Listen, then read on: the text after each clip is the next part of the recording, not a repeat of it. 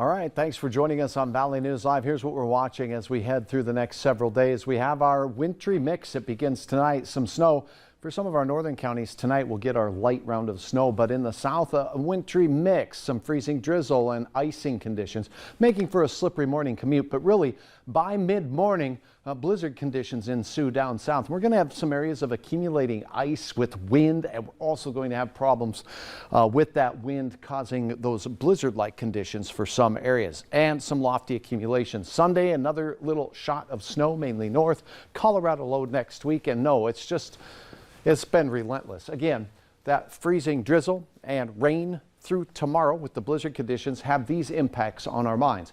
Wintry travel, don't travel down south or southeast of Fargo if you do not need to for the day Friday and maybe even into Saturday morning for some.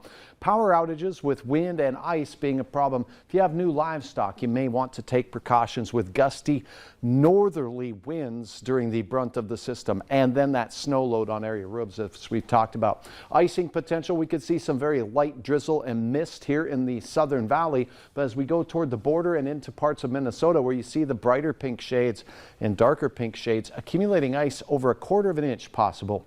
We'll coat that with some heavy snow. Notice this narrow band of super heavy snow from the Sisseton Hills right through parts of Richland County, Otter Tail County, Wilkin and Traverse counties. You're right in the mix. And look at this.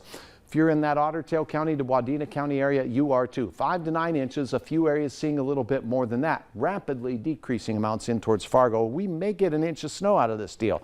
Likewise, more of a powdery, fluffy snow into morning hours for the Highway 2 corridor and points south.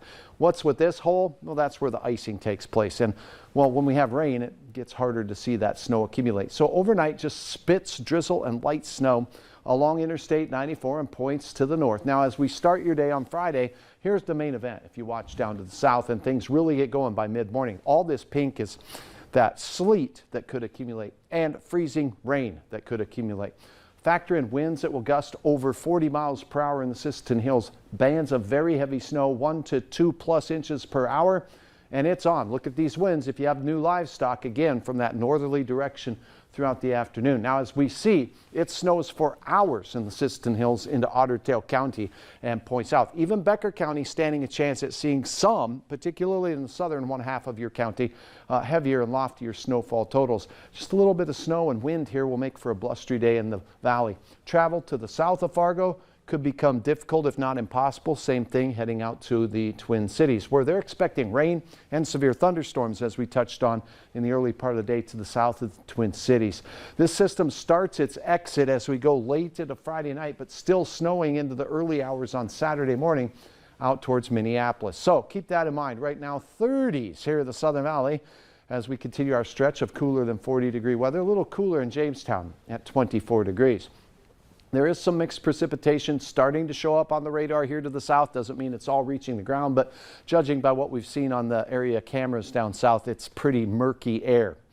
How about an update on next week's system? This one looks more broad. More of our area could be impacted by this multi-state event and a multi-day event. Moving out of the Colorado Rockies, snow spreads our way as we go through Tuesday. Notice the heaviest batch, watch this, moves right through the Dakotas, through the eastern third of North Dakota, into western Minnesota, our prime viewing area. Some will see just rain with this, but wind and snow that will last. And there's a risk of, well, for some of us, 6 or more inches of snow. And with a Colorado low moving through, we cannot rule out a foot or more of snow for a few. We will keep you posted right here and on the Valley News Live weather app. Temperatures in the 20s, warm to near 30. It will be windy and blustery in Fargo, but down south is where the action will be. Breezy up north, but no additional snow for your Friday. As we take a look at the weekend, it looks a little quieter. Snow north on Sunday. Next week, we're eyeballing that Tuesday, Wednesday event that will be impactful. Our best chance to hit 40 degrees, by the way, is coming up this weekend on Sunday. I'm not thinking we get there, but if we do, it'll be a streak I'd be happy to break. And next week, as we head through Easter Sunday, things do look a little bit quieter. There's some progress there. Indeed. All right. Thanks, Sasha. Still ahead on Valley News Live at 6, an update on the North Dakota sports betting saga.